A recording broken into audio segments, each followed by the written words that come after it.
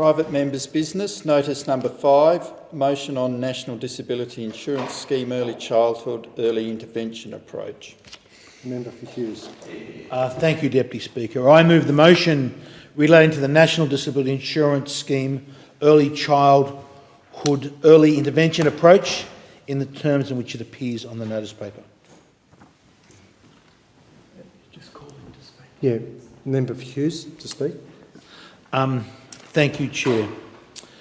The Early Childhood Early Intervention, which is called the ECEI approach, Deputy Speaker, is part of our National Disability Insurance Scheme.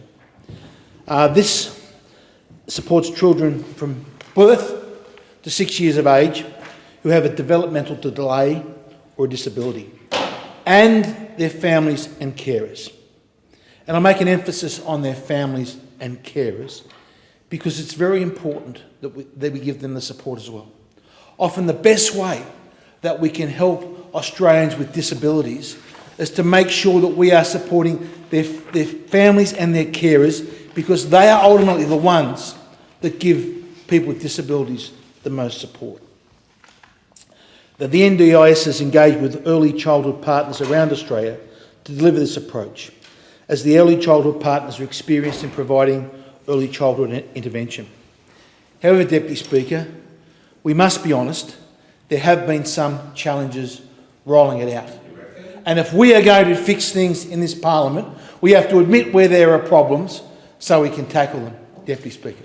The National Disability Insurance Scheme is one of the largest projects undertaken by governments probably in our nation. We want to give those with disabilities, unfortunately the born or acquired through some injury or catastrophic event, Deputy Speaker, we want to give them the support that they deserve. This is a massive scheme, there's a lot involved in it, and there are teething problems.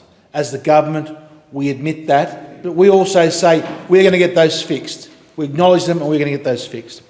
So therefore, this motion welcomes the government announcement to reduce delays and backlogs in delivering the early childhood, early intervention supports to the National Disability Scheme. And we note 4 specific things. Firstly, a 6-month recovery plan to be implemented by the NDIA will include working with the early childhood, early intervention partners to secure additional resources to ensure children are able to receive early childhood supports in a more timely manner. Secondly, the NDIA will provide a standardised interim 6-month plan for children who have been found eligible for the NDIS but who are experiencing significant waiting periods for the plan.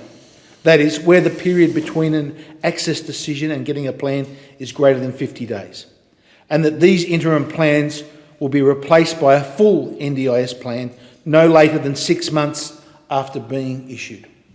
We do that, Deputy Speaker, because we have to also understand that every single child is different, and therefore every single plan has to be individualised. Thirdly, new participants who are not categorised as complex and who are not transferring from an existing Commonwealth, state or territory disability program will be given a standardised interim plan for $10,000. Fourthly, participants who are transferring from an existing Commonwealth, state or territory disability program, their interim NDIS plan and funding package will reflect their existing support levels. However, if the amount is lower than the $10,000, they will also receive the $10,000 standardised interim plan for up to 6 months. Deputy Speaker, we've looked at this and we've acted. We understand the participants with complex support needs. We want to make sure that they'll be immediately streamed into the NDIA Early Childhood Specialists, develop the plan and make sure that they receive appropriate funding. As I said, Deputy Speaker, the first way to fix a problem is to acknowledge it exists. I know I've had many of my constituents come to me with issues with their NDIS plans and delays. We acknowledge their concerns. We acknowledge that more work has to be done. And this is an example, Deputy Speaker, of the Coalition getting on and doing the job.